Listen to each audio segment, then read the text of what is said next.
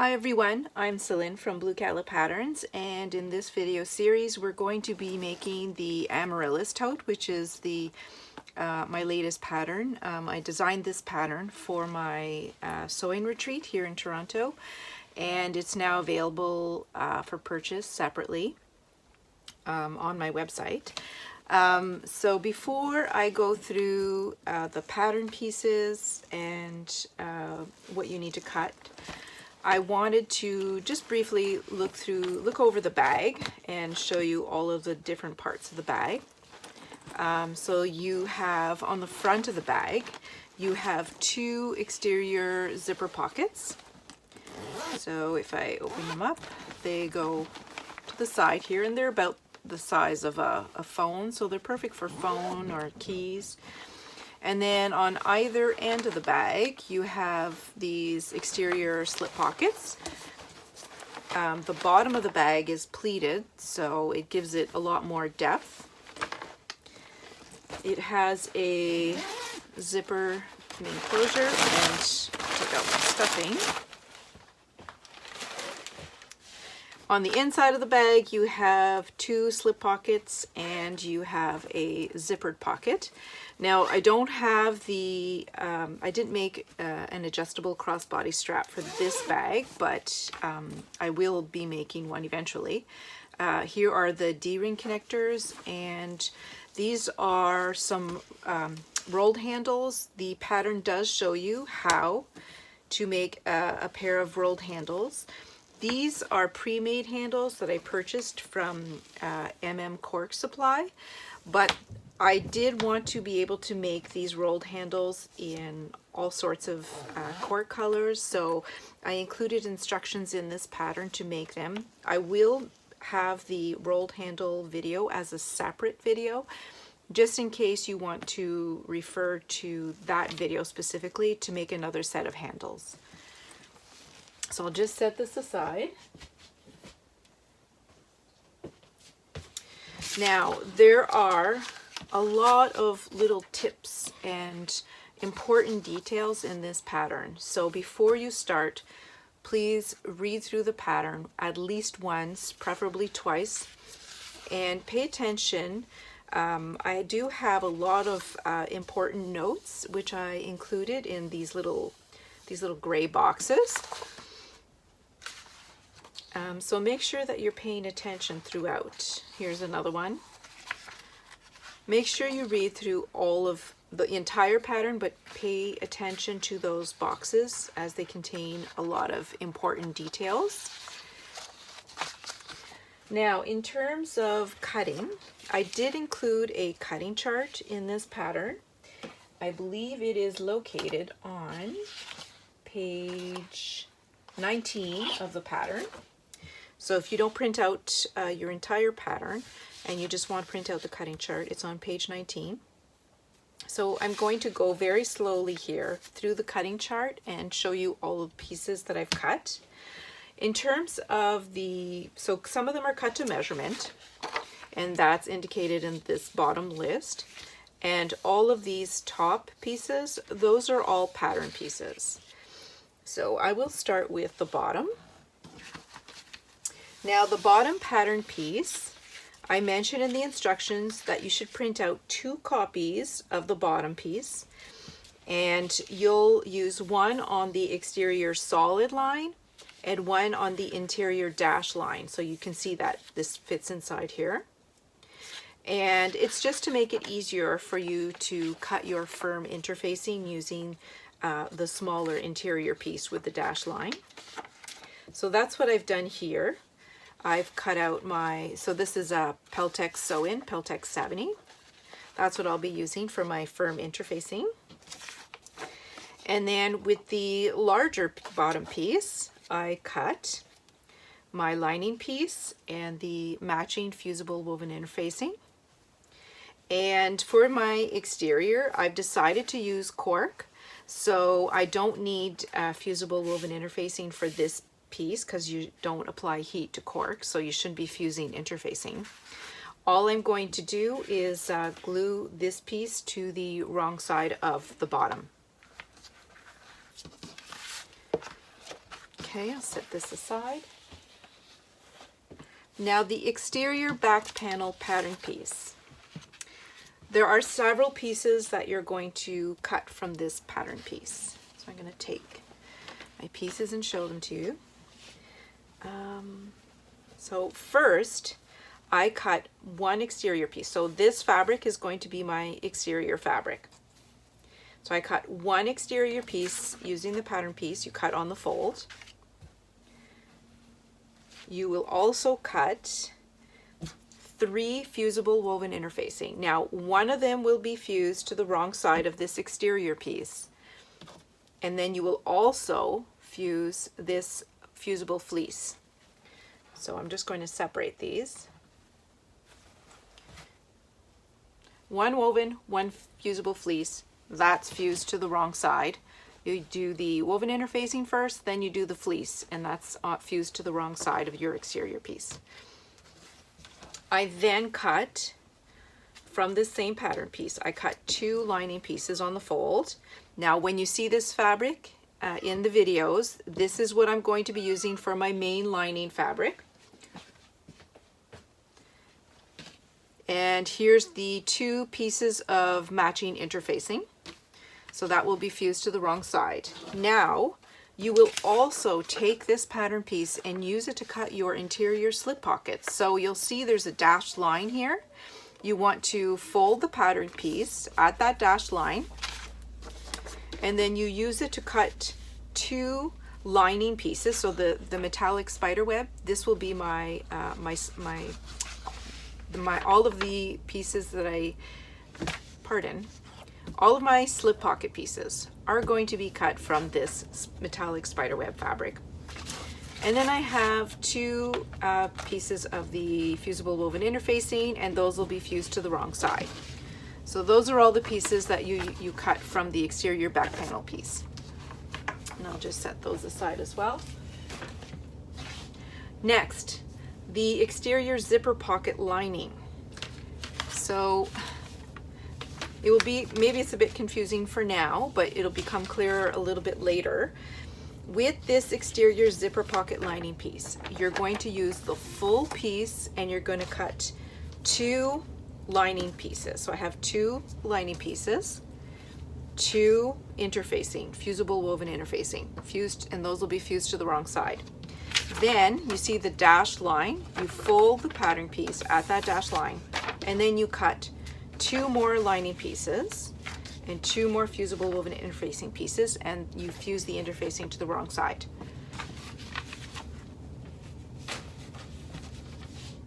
The middle accent piece, that's this piece here. Now, I am using cork for this piece, so I don't need any interfacing. I just cut the 1 piece of cork. If you're using fabric, exterior fabric for this, you'll also want to cut a matching fusible woven interfacing and a fusible fleece, and then you fuse your woven interfacing and then your fusible fleece to the wrong side. I like to use cork because it's obviously faster without the interfacing. The front zipper panel piece, so that's this pattern piece here. Now at my sewing retreat, not reading the pattern properly, I noticed that a lot of ladies immediately cut out this shape and then cut it out of their interfacing and their fabric. Do not do this, and I do have a note in the pattern making sure that you do not do this. So using the full pattern piece, you will cut out, and this is important, you're cutting out mirror image pieces. So what I did was I had my 2 layers of fabric, wrong sides together. Now if you're fussy cutting, you're going to want to do this differently, but I'm not fussy cutting. So I had 2 layers of my exterior fabric, wrong sides together, and then I placed my pattern piece on top, and then I cut it out. So you'll have one straight edge and then the angled edge that you see on the pattern piece. And I'll show you now. So when I say cut mirror image, this is what I mean. It's actually not very complicated. It's pretty simple. Okay, and you'll see that they match this way. So if you're fussy cutting, what you'll actually do is cut one like this, flip the pattern piece and then cut the other one like this. Now I also did the same, and I cut a set of mirror image fusible woven interfacing and fusible fleece. Now I have not done it yet, and I will show you in the next step. There's just a few pieces that I want to show you the interfacing separately. You're going to then cut out this shape, and you're going to use it to cut out that shape from your fusible fleece only. So you're going to place it like this, draw out the shape, and then cut it out. Then you're going to take your mirror image piece, you're going to flip it like that, draw out the shape, and then cut it away from the fleece. Then you're going to fuse your matching woven interfacing to both pieces, and then you're going to fuse the fleece that matches each piece on top of the woven interfacing. I will show you what that looks like once I've done all the interfacing a little bit later. Now the side pocket, I think I've hit it, oh here it is, my side pocket.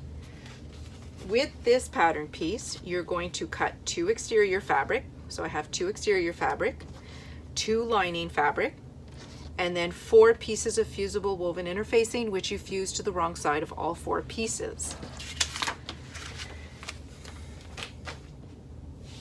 Your side panel. This is your side panel right here. You have a lot of pieces to cut from this. So you will cut 2 exterior fabric pieces, 2 lining fabric pieces, 4 fusible woven interfacing. So you're going to fuse this on the wrong side of all 4 pieces. And then on the exterior pieces only, you will trim away 1/2 inch from the bottom of each piece of fleece, and then fuse it to the wrong side on top of the woven interfacing of your exterior pieces only. So you should have a 1/2 inch gap along the bottom here where there is no fleece. And the reason why we're doing that is because we're trying to minimize the amount of bulk in that bottom seam, because we're going to be pleating the bottom of that fabric. Now, I just saying that, I realized that you also need to do the same, and this is actually in the instructions right here. I'm going to take the instructions out here.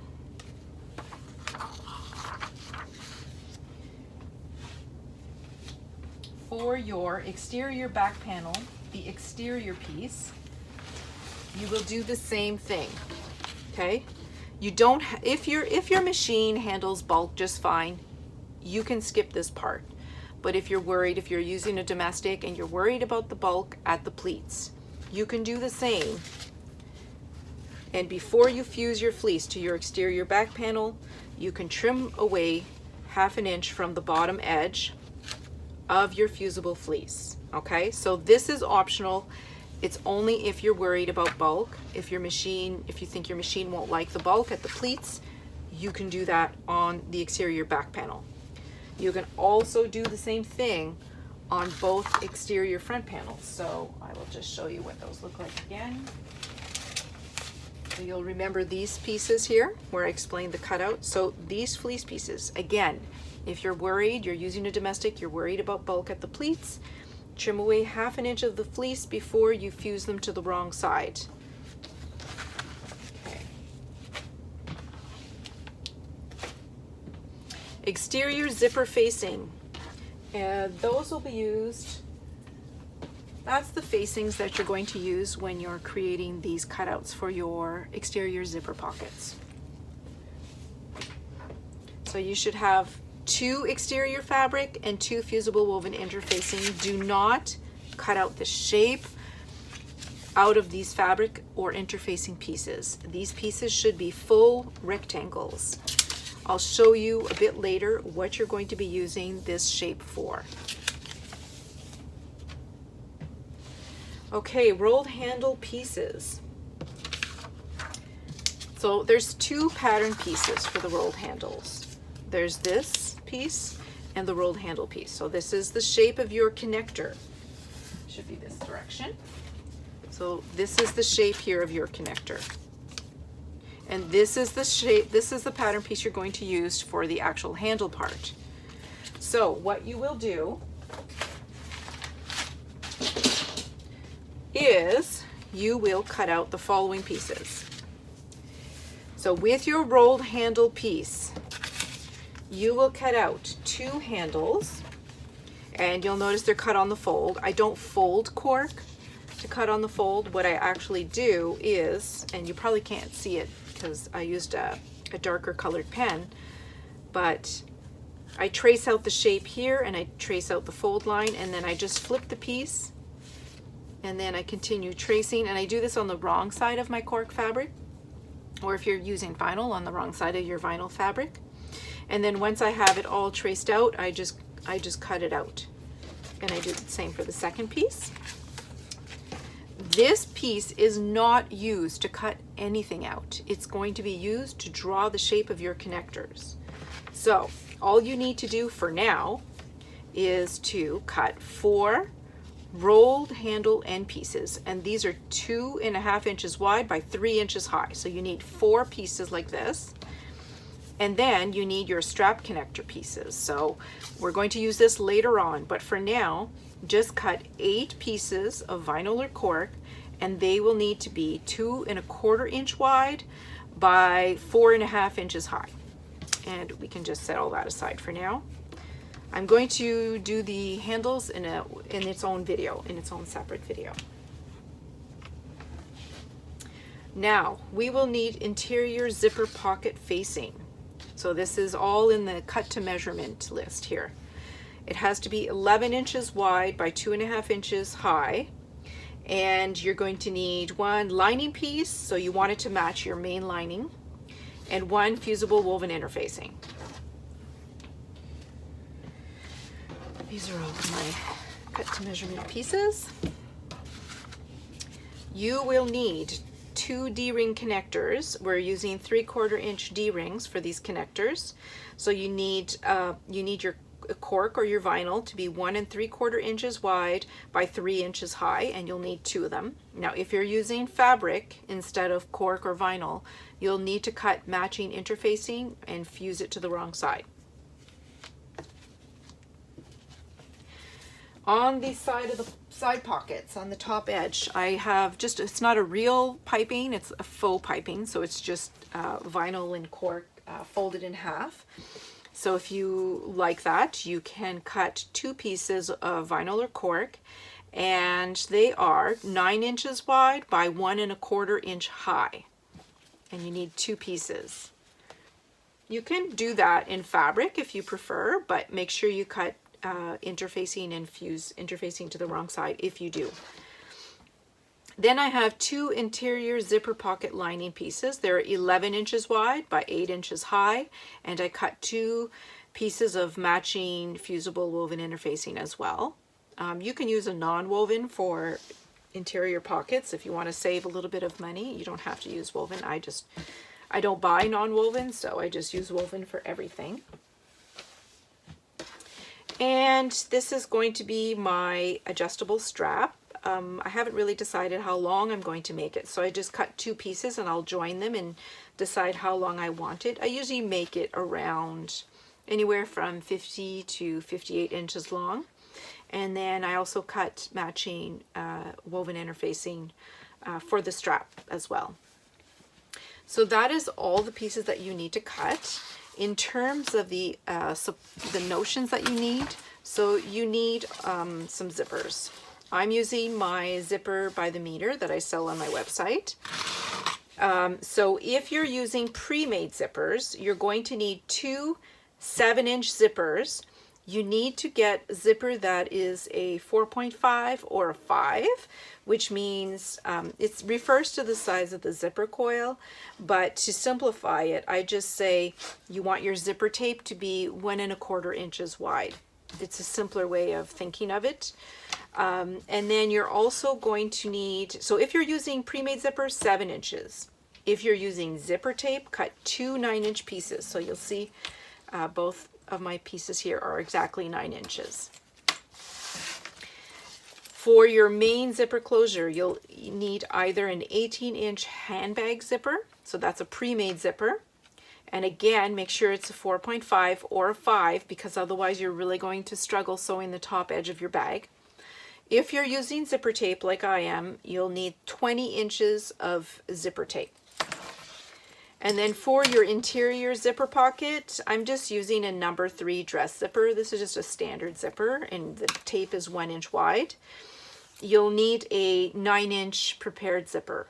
Again, if you're using zipper tape, you'll want to cut 2 extra inches, so you'll want 11 inches of zipper tape.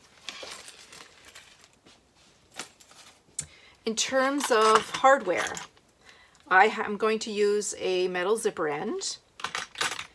I have 2 1-inch swivels. I have a 1-inch rectangle slide. I have 2 3/4-inch D-rings.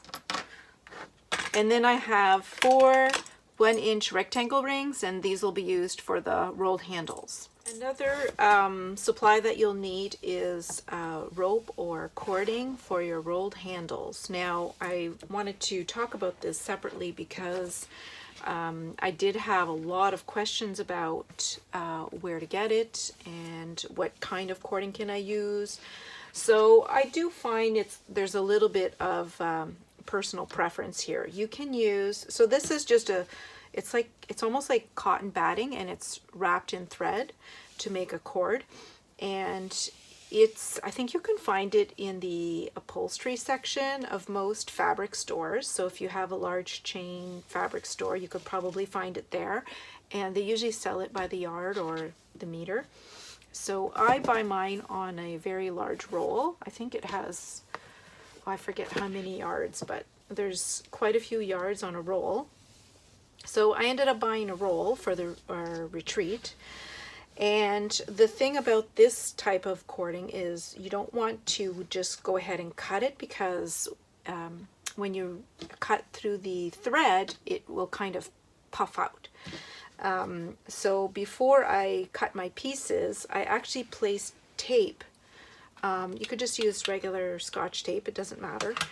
And I put that on either side of where I'm going to be cutting. So for this pattern, you need 2 16-inch pieces of cording.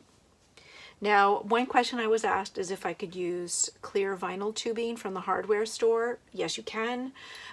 You just want to make sure that it's not too thick. So I use, this diameter is 3/8 of an inch, but you could probably also use 1/2 an inch. Just keep in mind that tubing is a little bit more rigid, so it's a little bit harder to sew and to work with. But if that's what you prefer, my handles are a little bit softer because this cording is a bit softer. So I need to cut at the 16-inch mark. So what I want to do, this one, is place tape on both sides of where I'm going to be cutting so that it doesn't get all puffy. Okay, and there you go. I'm going to cut directly in between the 2 pieces of tape. And there's one 16-inch piece, and I'm going to do that again to cut a second 16-inch piece. To interface the bottom of your bag, so this is my exterior cork, my firm interfacing. All you do is add a bit of glue.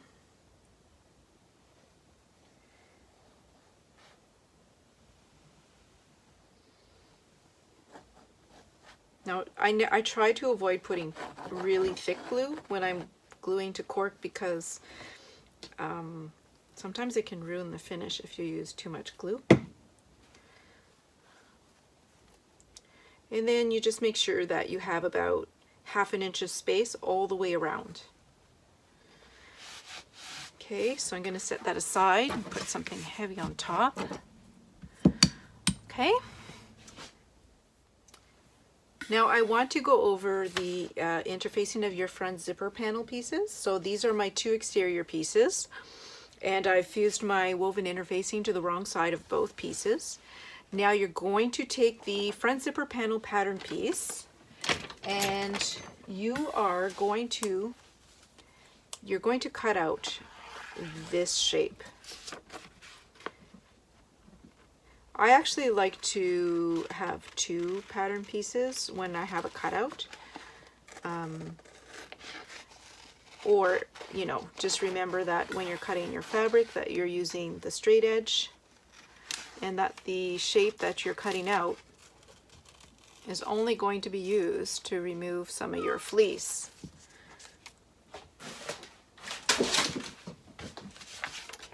Okay, so I've cut out the shape.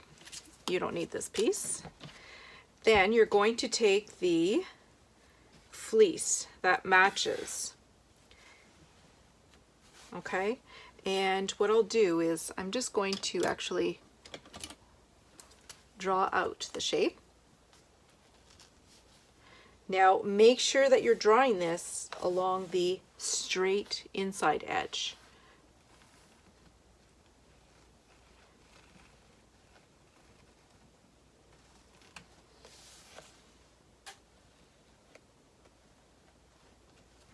And you can do this for both pieces.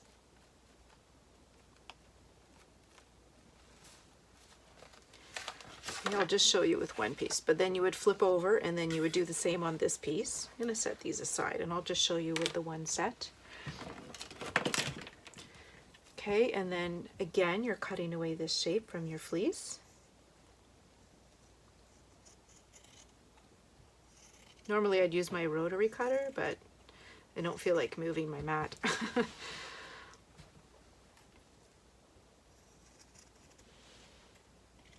Okay. So what you're looking at here is the fusible side, so the side with glue on my fleece. That's the non-glue side. And I just place this on top. Now take your time and make sure that you're lining all of the edges up very well. It's important that the opening in that fleece is exactly where you want to install your zipper. I just fuse my fleece.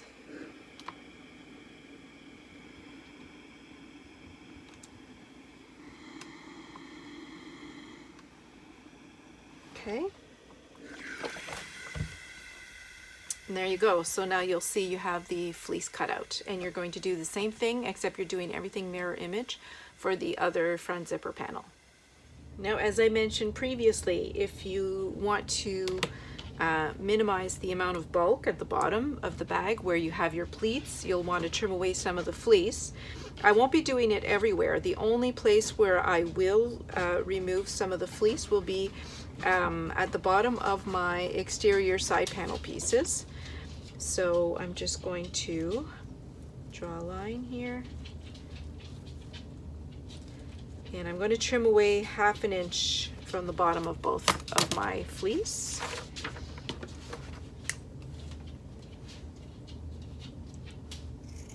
And then I'll fuse it to the wrong side of my exterior side panels.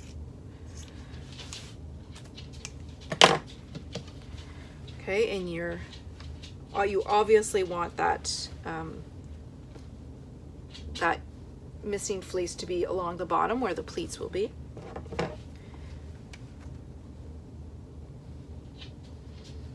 Okay. Okay, and then I'll just fuse the fleece in place here. The last thing we're going to do in this video is make some marks on our fabric here. So let's start by so take your side panel pattern piece and your side panel pieces. You should have the 2 lining pieces and the 2 exterior pieces. I'm going to find my white marking pencil. I cannot find it. Oh, here it is. Okay.